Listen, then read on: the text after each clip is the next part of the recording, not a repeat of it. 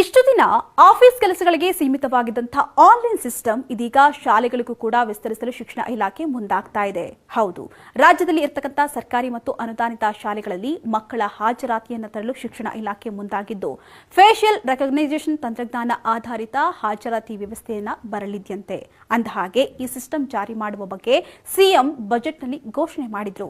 ಅದರಂತೆ ಶಾಲೆಗಳಲ್ಲಿ 2025 ಹಾಗೂ 26ನೇ ಸಾಲಿನ ವರ್ಷದಿಂದಲೇ ಜಾರಿ ಮಾಡಲು ಶಿಕ್ಷಣ ಇಲಾಖೆ ಸಜ್ಜಾಗ್ತಾ ಇದೆ.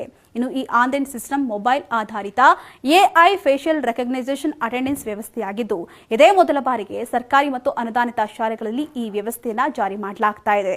ಸದ್ಯ ಒಟ್ಟು 52,686 ಶಾಲೆಗಳಲ್ಲಿ ಆನ್ಲೈನ್ ಹಾಜರಾತಿ ವ್ಯವಸ್ಥೆ ಬರಲಿದ್ಯಂತೆ.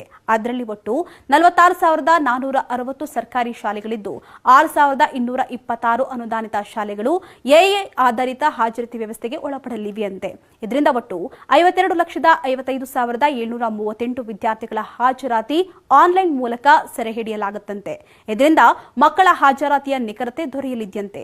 ಅಲ್ಲದೆ ಸದ್ಯ ಈಗಿರ್ತಕ್ಕಂತಹ ಹಾಜರಾತಿಯಲ್ಲಿರ್ತಕ್ಕಂತಹ ನ್ಯೂನತೆಗಳನ್ನು ಸರಿಪಡಿಸಿಕೊಳ್ಳಬಹುದಾಗಿದೆಯಂತೆ. ಅಲ್ಲದೆ ಯಾವುದೇ ಶಾಲೆಗಳಲ್ಲಿ ಹಾಜರಾತಿಯ ಕೊರತೆ ಎದುರಾದರೆ ನಿತ್ಯವೂ ಕೂಡ ಮೇಲ್ವಿಚಾರಣೆ ಮುಂದುವರಿಸಬಹುದಾಗಿದೆಯಂತೆ. ಅಲ್ಲದೆ ವಿವಿಧ ಪ್ರೋತ್ಸಾಹದಾಯಕ ಯೋಜನೆಗಳ ಅನುಷ್ಠಾನಕ್ಕೆ ನಿಖರ ಮಾಹಿತಿಯೂ ಕೂಡ ಲಭ್ಯವಾಗಲಿದೆಯಂತೆ. ಇನ್ನು ಪೋಷಕರಿಗೂ ಕೂಡ ಇದು ಮಕ್ಕಳ ಬಗ್ಗೆ ತಿಳಿದುಕೊಳ್ಳಲು ಅನುಕೂಲ